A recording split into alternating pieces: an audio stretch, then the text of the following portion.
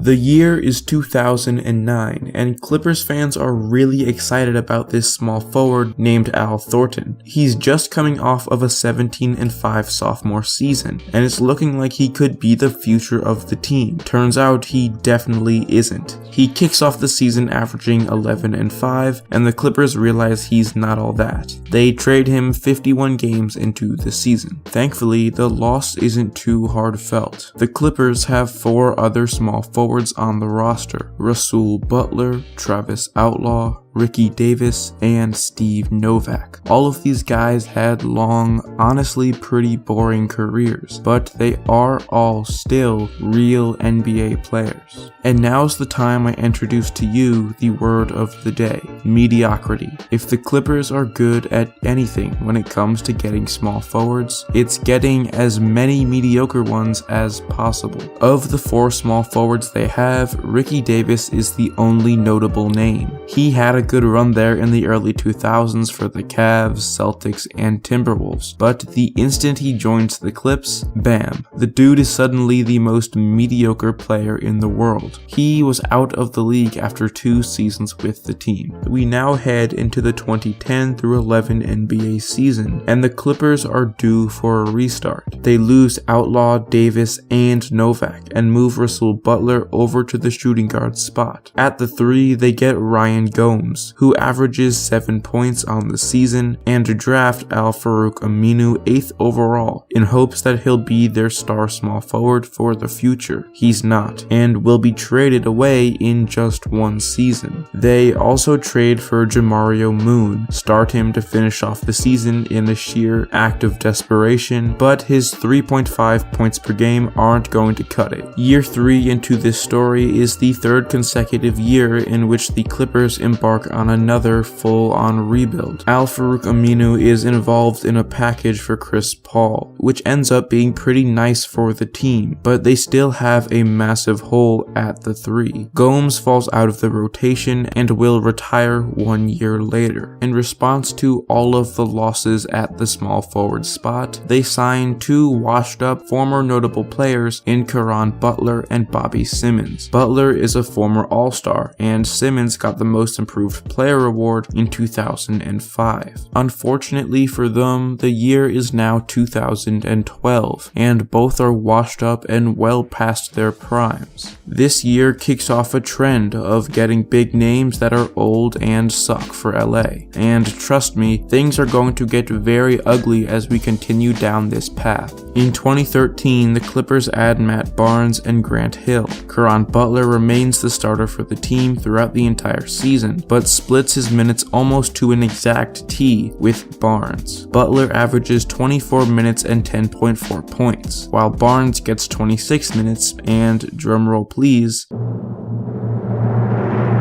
10.3 points. 2014 was the first year I took a look at the Clippers small forward rotation and was legitimately speechless. To compensate for the retirement of a 40-year-old Grant Hill, they bring in Hedo Turkoglu, Steven Jackson, Jared Dudley, and Danny Granger. With them and Matt Barnes on the team, their 5-man small forward rotation has a combined career resume of 66 seasons played, 4,262 games played, 114,583 minutes played, 48,069 points scored, and 5,367 threes made. Now you'd think if you combine all of these guys together, you'd get a good player. Unfortunately, yet again, they're all astronomically old. A rookie Reggie Bullock was also on the team at the time as well, and he too was pretty brutally mediocre. That means that they have 6 legitimate NBA small forwards, none of which are that good, all of which but one are old.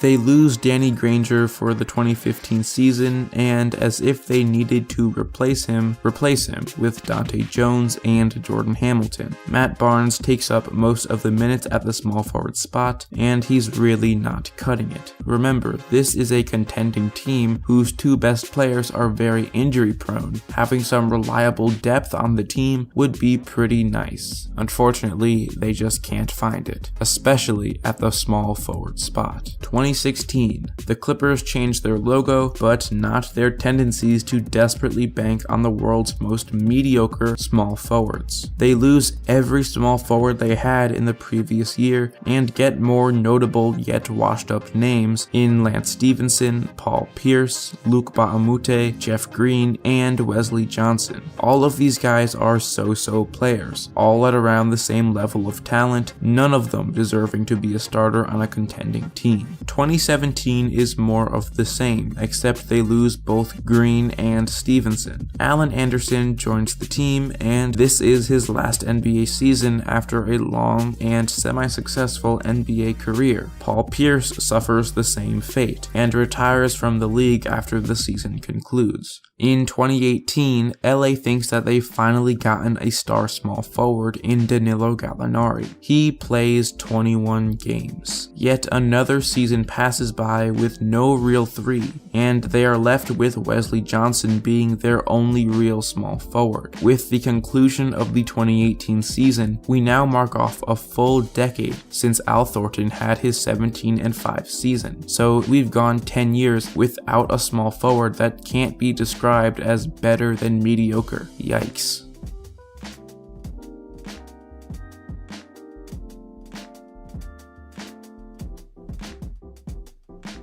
2019 is the year it finally happens. Danilo Gallinari is healthy and has a comeback season unlike any other. After losing the entirety of their big three of Chris Paul, Blake Griffin, and DeAndre Jordan, they still bounce back and reach the playoffs. 2020 builds off of the success of the past year, getting the small forward to beat all other small forwards. They get two-time Finals MVP Kawhi Leonard, an acquisition so spectacular that it almost makes the decade-long struggle to find a small forward that is even worthy of being listed on a starting lineup almost worth it. And after all these years of waiting, Leonard rallies his troops to the second seed, puts up a stat line of 27, 7, and 5, and after all that, leads them to an emphatic second-round loss.